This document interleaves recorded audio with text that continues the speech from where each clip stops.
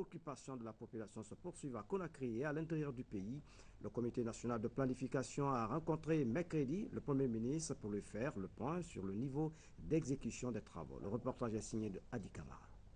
Cette réunion du Comité national de planification tenue ce mercredi à la primature s'est voulu un cadre privilégié pour faire le point sur l'état d'avancement des travaux d'élaboration du plan quinquennal de développement 2011-2015 et de présenter les prochaines étapes menant à sa finalisation. Sur ce, le ministre du plan, Elhadji Souleymane Cissé, est revenu sur les différentes initiatives qui ont pour objectif de dégager les voies et moyens nécessaires pour la prise en compte effective durant le plan quinquennal des intervenants du secteur privé.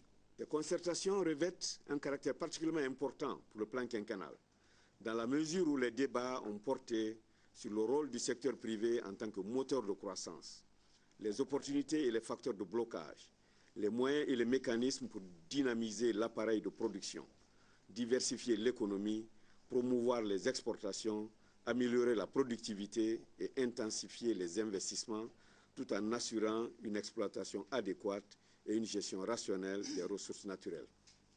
Cela est indispensable pour stimuler une croissance forte, soutenue et durable, et ce faisant, transformer la croissance en développement et faire bénéficier la population des dividendes de cette croissance. Suite aux orientations et priorités du plan quinquennal présenté par la Commission, les membres du Comité national de planification ont fait des suggestions par rapport à la question de l'amélioration du climat des affaires, de la promotion des activités créatrices d'emplois et de dialogue permanent entre l'État et les entrepreneurs privés.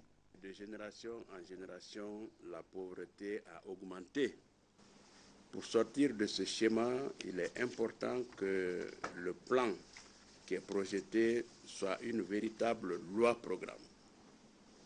Une véritable loi-programme qui permet la lisibilité de l'action gouvernementale en liant la lecture du budget annuel à la réalisation des objectifs projetés à moyen terme dans le DSRP, dont nous nous réjouissons de l'intégration et des objectifs du plan de développement au bout, n'est-ce pas, de l'exécution de ce plan dans les 5 ans à venir. Le plan quinquennal doit effectivement nous permettre d'avoir une vision pour ce pays dans 5 ans. Qu'est-ce que l'on veut que la Guinée devienne? Je dirais que le plan quinquennal, c'est la somme des visions sectorielles et donc la somme des politiques qui doivent être menées au sein des différents secteurs. Donc pour cela, pour moi, le cadre, la projection, la vision d'un cadre macroéconomique d'ici 2015 est capital.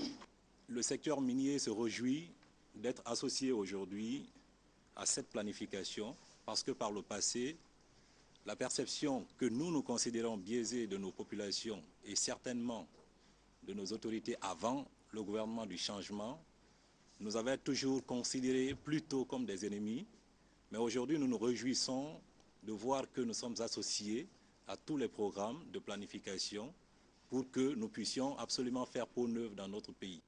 Le Premier ministre Mohamed Seydou Fofana était là pour apprécier les initiatives prises en faveur des populations à la base et de la performance économique du pays. Nous avons la satisfaction de constater qu'un premier document est déjà disponible. À ce stade, il me plaît de souligner que la participation des différentes institutions à cet exercice participe de la volonté du gouvernement de faire en sorte que tous les acteurs de la société participent à la gestion de notre économie, notamment par la fixation des priorités, la détermination des objectifs que nous serons appelés ensemble à mettre en œuvre dans le cadre d'une synergie des efforts entre le gouvernement et tous les autres acteurs. Alors, cette volonté, vous le savez, est celle du président de la République qui voudrait changer, aider à changer la société guinéenne, mais avec tous les Guinéens. Je voudrais donc remercier particulièrement le ministre du Plan et tous ses cadres pour les efforts qui ont été déployés pour que ce chronogramme soit respecté et que nos objectifs majeurs soient atteints. Nous devons atteindre une forte croissance, une croissance soutenue, à même de stimuler le développement économique et social durable, réduire de manière visible la pauvreté et améliorer de façon effective les conditions de vie de nos populations. Le plan quinquennal représente ainsi le cadre idéal pour concrétiser cette volonté de changement dans les faits. À cet égard, il faut intervenir sur plus d'un chapitre, car il faut intégrer toutes les préoccupations du développement. Il est essentiel d'instaurer un état de droit, améliorer la gouvernance, assurer la justice pour tous. Ce sont, entre autres, des préalables au développement économique et social de notre pays. Les investissements publics et privés doivent être à la hauteur des objectifs de développement que nous conditionnons et des programmes et projets à réaliser dans tous les secteurs, notamment les secteurs sociaux, l'agriculture, les infrastructures de base, les mines et autres secteurs porteurs de croissance et de progrès. Rappelons que le schéma du plan quinquennal met un accent particulier sur la consolidation du rôle du secteur privé dans le développement et l'expansion économique. Dans l'actualité encore, dans la trajectoire du dialogue politique amorcé par le président de la République, professeur Alpha Condé, le ministre de l'administration du territoire et de la décentralisation s'est entretenu ce jeudi avec les membres du parti de l'Union pour le progrès de la Guinée UPG. La discussion portée sur les préparatifs des élections législatives. Mohamed Amin Kamara a suivi la rencontre.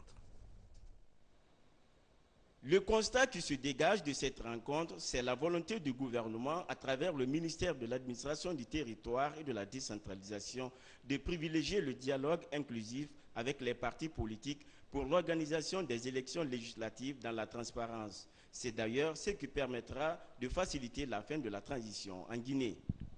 De revoir le fichier complètement, restructurer la CENI, et puis tout ce qui est pendant, et sans la solution desquelles on ne peut pas faire des élections propres. Et nous avons souhaité que ces problèmes-là soient débattus sans a priori et dans un esprit d'ouverture. Parce que, quoi que la CENI soit en charge des élections, le ministère agit au nom de l'État qui organise les élections. La relance du dialogue politique entre le gouvernement et l'opposition est une nécessité. Le ministre de l'administration du territoire et de la décentralisation est tout simplement ravi. Je suis prêt à discuter avec vous de certains détails, s'il le faut, concernant la révision, concernant la restructuration de la CENI, l'élaboration du chronogramme, parce que nous sommes pratiquement au même niveau, non seulement d'information, mais vous n'avez pas été informés, nous non plus. Vous n'avez pas été associés, je dirais que nous aussi n'avons pas été associés. Nous, dès le départ, les connaissances qu'on avait du fichier, parce qu'il faut qu'on soit honnête, ne nous permettaient même pas de parler de révision, mais de recensement intégral. À propos de la restructuration de la Commission électorale nationale indépendante, le ministre Condé souhaiterait la suppression de l'article 162 du Code électoral, sujet à polémique du côté des responsables des partis politiques. Le président de l'UPG a aussi souhaité la neutralité des administrateurs territoriaux dans l'exercice de leurs fonctions face à l'opposition. Il a également sollicité la création d'une école nationale d'administration. La classe politique guinéenne témoigne sa satisfaction à l'endroit du chef de l'État. La rencontre du président Alpha Condé avec les leaders politiques a été hautement saluée et encouragée par les formations politiques.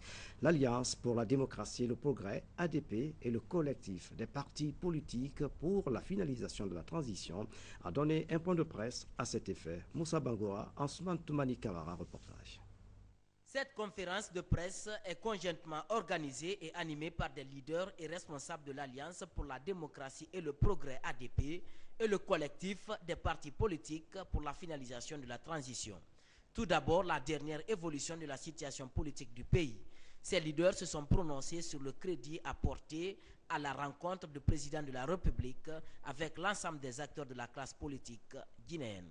Donc notre objectif, en quelque sorte, ce n'est pas d'engager des combats d'arrière-garde vis-à-vis d'un président de la République déjà élu. Notre objectif, c'est de faire en sorte que les prochaines élections législatives, comme les élections à venir, communales et communautaires ultérieures, soient organisées dans un cadre de transparence totale.